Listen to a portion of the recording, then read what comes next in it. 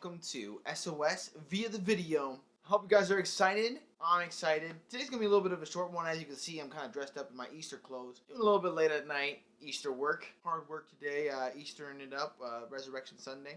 First, I want to say He is risen. You say, He is risen indeed. That's right.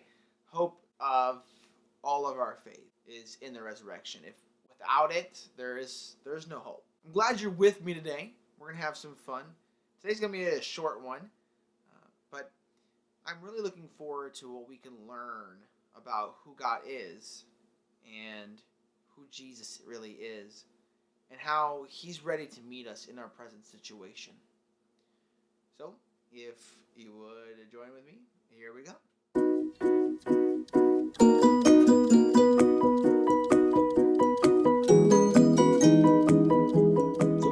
Pick up our story for today in the middle of our last story. We started over here with Jesus feeding the 5,000. Actually, we technically started with John the Baptist getting beheaded and learning about the king. But anyway, we start with our story with Jesus feeding the 5,000, and then the disciples take a trip in a boat to the other side. Jesus catches up with them, and the people go over to them, and they have this discussion about Jesus' flesh and blood.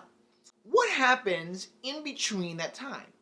Jesus sent the disciples on their own to cross the lake. Many of them were fishermen, so they were experienced boatsmen.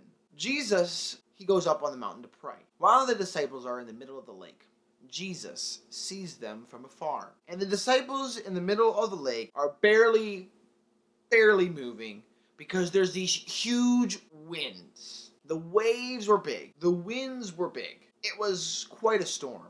And they couldn't really get to where they were going. Jesus goes out to them, walking on the water. When Jesus walks on the water, it says in our text that Jesus wanted to pass them by. Doesn't that seem a little weird to you? Jesus wanted to pass them by? I mean, the problem was in the boat.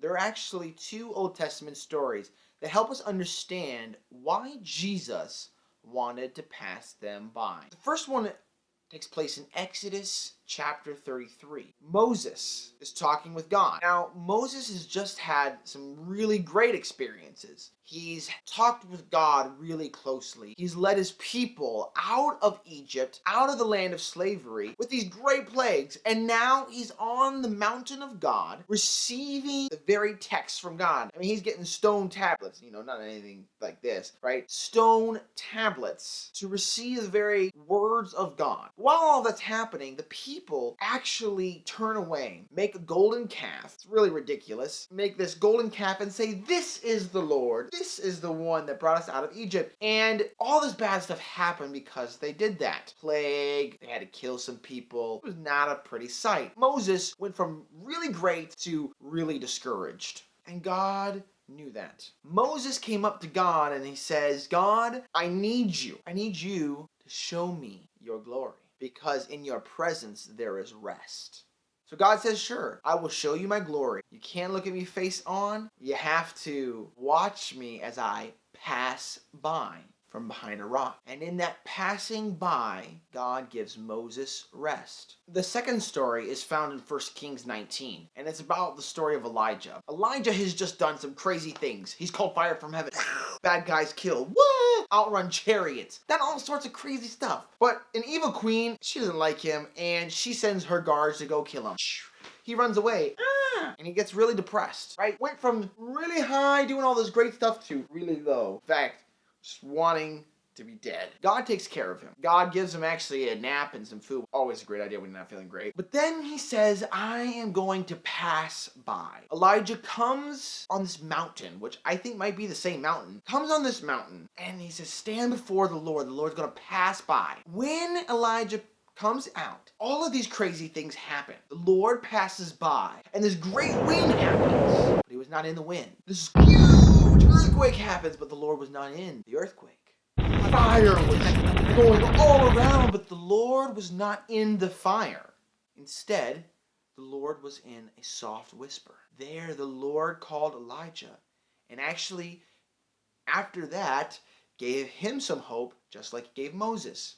In this case, he gave him help because he was discouraged. He gave him the helper of Elisha. So we see this pattern of God's servants doing really great stuff, then hitting rock bottom, and then God coming to their rescue by passing them by. Because, as Moses said, in his presence there is rest.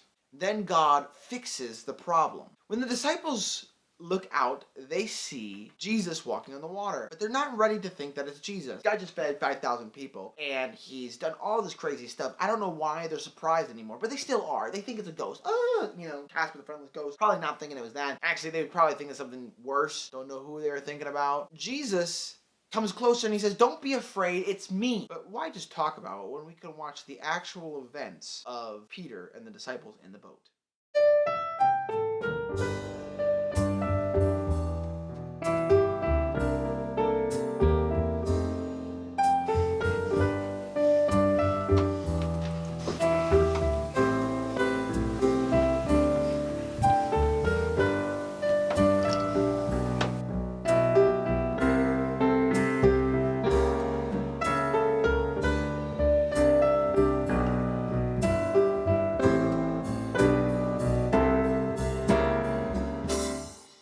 As you saw there, Peter begins to walk on the water with Jesus. He says, "Lord, if it's really you, call me out."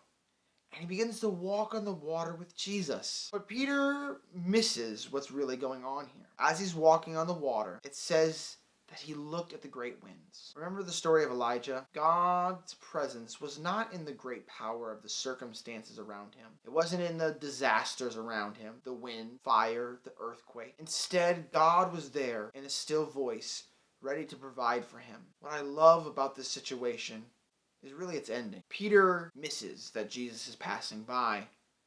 Instead, looks at the winds, his situation, and gets scared. Then he says, "Lord, save me." And Jesus does. He says, "Oh, you have little faith, what are you doing?" Picked him up, got him in the boat. And then it says this: Jesus got in the boat with them, and they reached the other side. What I love is that in Jesus, God passing by means that he gets in the boat. God's glory is not in leaving you to fight on your own. And in Jesus, we see God's glory fully revealed. For Moses and Elijah, the situation was just fixed. But for the disciples, God got in the boat. I know there's a lot of people that are scared right now. A lot of people that are scared about this virus. A lot of people that are scared about hate that is going on in this world. What I love about God is that there's not one part of our suffering that he is not in control of. And maybe our suffering is really going to be a chance for God to pass by. A chance for us to see God's glory, and a chance to see God get in the boat with us. Because Jesus Christ is Emmanuel, God with us. That's what it means for God to pass by. It's now time for Review with Bibby.